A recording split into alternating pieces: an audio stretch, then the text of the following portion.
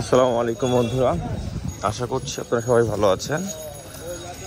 এখন আমরা যেই রোডটা দেখছি এটা হচ্ছে গাজীপুর মালিকের বাড়ি এরিয়া রোড, এবং দেখতে পাচ্ছেন দুই পাশে ট্রাক দাঁড়িয়ে আছে। মেন রোড দিয়ে প্রচুর পরিমাণ মানুষজন হেঁটে যাচ্ছে। তো মেনলি হচ্ছে এই গাজীপুর মালিকের বাড়ি এরিয়াতে 3টা গার্মেন্টস হচ্ছে স্ট্রাইক করেছে, যাদের 3 মাসের বেতন না দেওয়ার জন্য তারা রাস্তা বন্ধ করেছে লাস্ট শনিবার থেকে, এবং তারই এটা হচ্ছে বর্তমান অবস্থা।